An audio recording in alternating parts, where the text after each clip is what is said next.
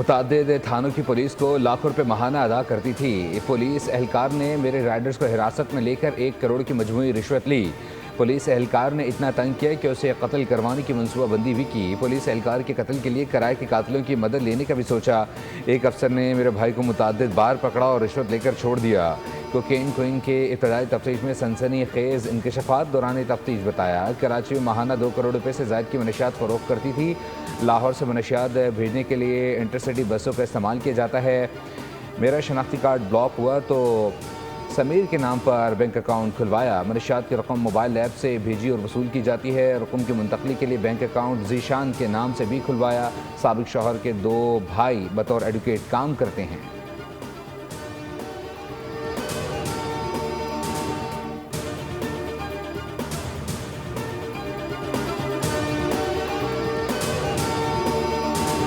मंशियात फरोश पिंकी का लाहौर में नेटवर्क बेनकाब। मई 2024 में मंशियात फरोश जॉर्डन गैंग मंजर आम पर आया। जॉर्डन गैंग के कारिंदों की निशानदही पर पिंकी को हिरासत में लिया गया। ज़राए के मुताबिक हिरासत के दौरान मुल्जिमा पिंकी ने साबिक पुलिस इंस्पेक्टर से ताल्लुकात बनाए। जेर हिरासत पिंकी ने साबिक पुलिस इंस्पेक्टर को भारी रिश्वत दी, जिस पर उसे छोड़ दिया गया था। मुल्जिमा ने बाद में मंशियात फरोशी के लिए अपना नेटवर्क कायम किया। पिंकी अपने मुबैना शौहर साबिक पुलिस इंस्पेक्टर की मदद से गिरफ्तारी से बचती रही। मुल्जिमा अपने भाई रियाज बलोच और दीगर साथियों की मदद से मंशियात सप्लाई करती थी।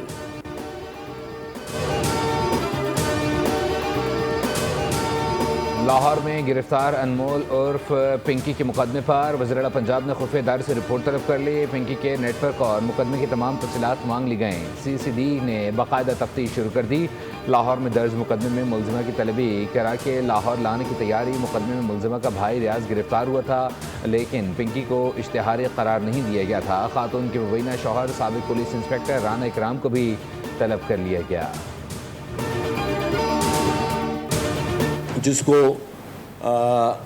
गिरफ़्तार किया गया। नोटोरियस ड्रग डीलर थी। मुझे इसलिए पर्सनली पता है कि जब मेरे पास नार्कोटिक्स की मिनिस्ट्री थी, हमें भी इसका नाम आया। हमने बहुत कोशिश की इस खातून को गिरफ़्तार करने में, लेकिन हमें कोई खातम खा कोई जो हमारा नेटवर्क नहीं था कि हम गिरफ़्तार कर सके। हमारे मुआशरे में एक ये भी सोच होती है कि ख़वातीन को शायद के हथकड़ी नहीं लगानी चाहिए। कुछ लोगों की ये सोच भी होती है। तो जिस तौर पे भी किया गया, लेकिन फिर भी उस पर होम मिनिस्टर साहब ने सख्ती से नोटिस लिया और सख्ती से नोटिस लेने के बाद उन दोनों पुलिस के एहलकारों को मुअत्तल किया गया।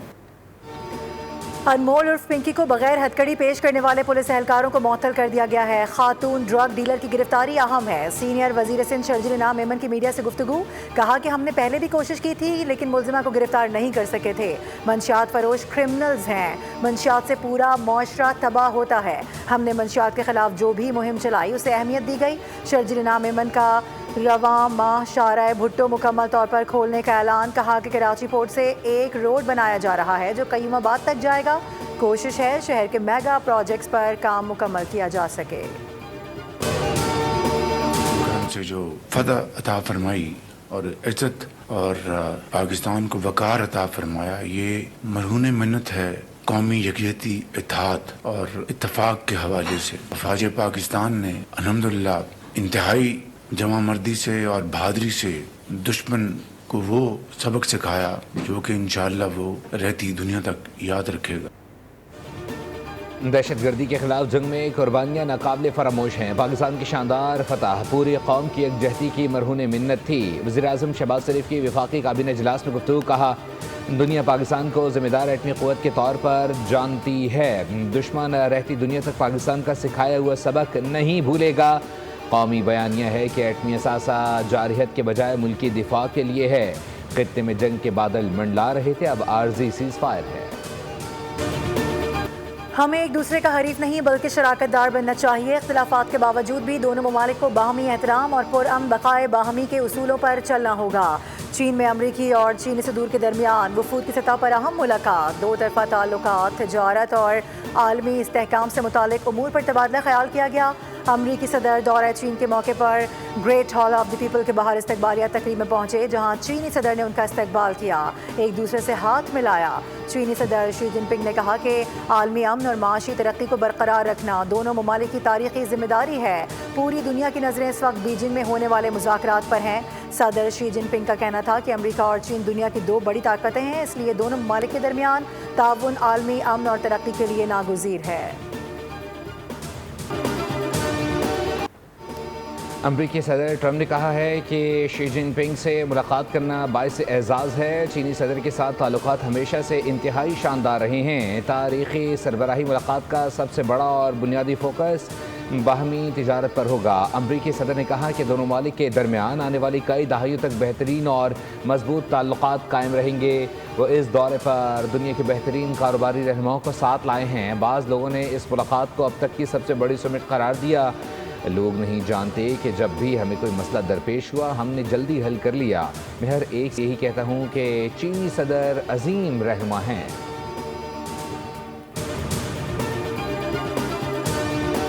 अमरीकी नायब सदर JD वेंस ने कहा है कि ईरान के साथ कशीदगी ख़त्म करने के लिए मुज़ाकरात में पेशरफ्त हो रही है। वाइट हाउस में मीडिया से गुफ्तगू में कहा कि बुनियादी सवाल यह है कि क्या मुज़ाकरात में इतनी पेशरफ्त होती है या नहीं कि सदर ट्रंप की रेड लाइन को मुतमईन किया जा सके। अमरीकी सदर की रेड लाइन बड़ी सादा है। ट्रंप ऐसे इक़दाम चाहते हैं कि ईरान एटमी हथियार ना बनाए। अमरीकी वज़ीर ख़ारजा मार्को रूबियो ने कहा है कि अमरीका चाहता है कि चीन ईरान पर दबाव डाले ताकि खलीज के मामले पर मौक़े बदले। एक इंटरव्यू में उन्होंने कहा कि चीन ईरान को जारी इक़दामात से पीछे हटने पर आमादा करे। बहरान के हल में किरदार अदा करना चीन के मफाद में है। रूबियो के मुताबिक चीन के अपने बहरी जहाज़ भी अपने हरमुज़ में फंसे हुए हैं और बहरान से मुतासर हो रहे हैं। महकमा ख़ारजा ने कहा कि अमरीका और चीन ने इत्तफ़ाक़ किया है कि किसी मुल्क को अपने हरमुज़ से गुजरने वाले जहाज़ों पर टैक्स लगाने की इजाज़त नहीं होनी चाहिए। ईरान के वज़ीर ख़ारजा अब्बास इराक़ची ने कहा है कि इसराइल के साथ गठजोड़ करने वालों से हिसाब लिया जाएगा। एक्स पर जारी बयान में अब्बास इराक़ची ने कहा कि ईरान के अजीम अवाम से दुश्मनी एक अहमकाना जुआ है। ईरानी अवाम से दुश्मनी के लिए इसराइल के साथ गठजोड़ नाकाबिल माफ़ी है। नेतन्याहू ने जो इंकशाफ किया, ईरानी सिक्योरिटी इदारे बहुत पहले क़यादत को बता चुके थे।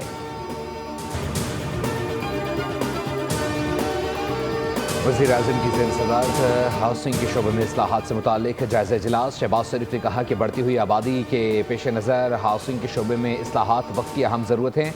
कम आमदनी वाले तबके के लिए रहाइश की फराहमी, सस्ते घरों के मनसूबे बशमूल निजी शोबे की हौसला अफजाई और अवामी सहूलियात की बेहतरी हमारी तरजीहात में शामिल है। हाउसिंग के शोबे में तमाम मामलात को डिजिटाइज और ऑटोमेट किया जाए ताकि शफाफियत को फ़रोग़ मिले। मुल्क के लिए जानें कुर्बान करने वाले शहदा हमारे हीरोज़ हैं। शहदा के अहले खाना को तनहा नहीं छोड़ा जाएगा। गवर्नर पंजाब सरदार सलीम हैदर का तकरीब से खिताब, कहा कि हमें मिलकर मुल्क को तरक्की की राह पर आगे लेकर जाना है।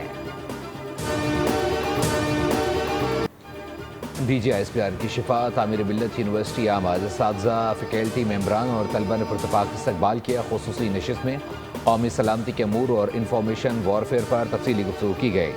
DGISPR ने तलबा के सवालात के जवाब दिए। शुरका ने कहा कि मार के हक की फतह ने पाकिस्तान के वक़ार को मज़ीद मुस्तहकम और बुलंद किया है। पाक फौज और FC बलूचिस्तान का बारखान के इलाके नौशाम में ऑपरेशन, दहशतगर्दों से फायरिंग का तबादला। फितना और हिंदुस्तान के 7 दहशतगर्द हलाक कर दिए गए। पाक फौज के शोबा ताल्लुकात आमा के मुताबिक हलाक दहशतगर्दों से असलहा, गोला बारूद और धमाका खेज मवाद बरामद हुआ है।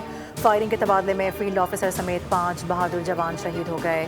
शहदा में मेजर तौसीफ अहमद भट्टी, नाइक फिदा हुसैन, सिपाही जाकिर हुसैन, सिपाही सुहेल अहमद और सिपाही मोहम्मद अयाब।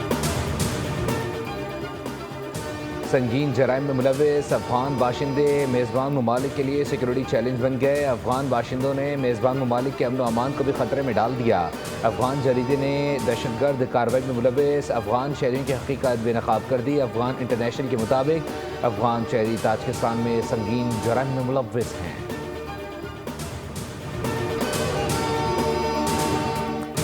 पोलका कानून की गिरफ्त में कराची की मरीर जेल से कत्ल केस के फरार कैदी की गिरफ्तारी के लिए वफाकी हसास इदारे और पुलिस की मुश्तरका कार्रवाई। फरार कैदी को लांडी रेलवे स्टेशन के करीब से हिरासत में लिया गया। पुलिस ऑफिसर्स के मुताबिक ताहिर उर्फ पोलका 9 मई को मलिर जेल से फरार हो गया था। जेल में तकरीब के दौरान मेहमानों की आड़ लेकर कैदी फरार हुआ था।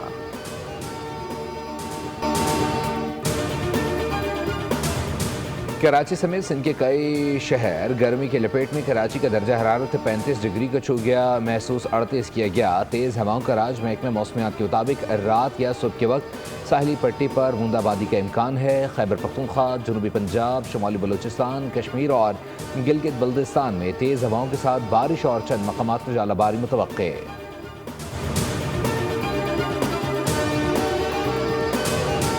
बांग्लादेश के खिलाफ दूसरे टेस्ट के लिए कौमी टेस्ट स्क्वाड का सिलहट में operational training session. Fast bowler Shaheen Shah Afridi, Mohammad Abbas, Hasan Ali और मोहम्मद नुमान ने आराम किया। कोचेस की ज़ेर निगरानी फिटनेस और फील्डिंग ड्रिल्स, बैटिंग और बॉलिंग की मशकें। बांग्लादेश के खिलाफ दूसरे टेस्ट के लिए कौमी टीम में एक तब्दीली का इम्कान है। सऊद शकील की जगह बाबर आजम को प्लेइंग 11 में शामिल करने पर गौर हो रहा है। पाकिस्तान और बांग्लादेश के दरमियान दूसरा टेस्ट हफ्ते से शुरू होगा। मेज़बान टीम को 2 मैचेस की सीरीज में 1-0 की बढ़तरी हासिल। सब्सक्राइब करें और बेल दबाएं ताकि कोई खबर रह न जाए।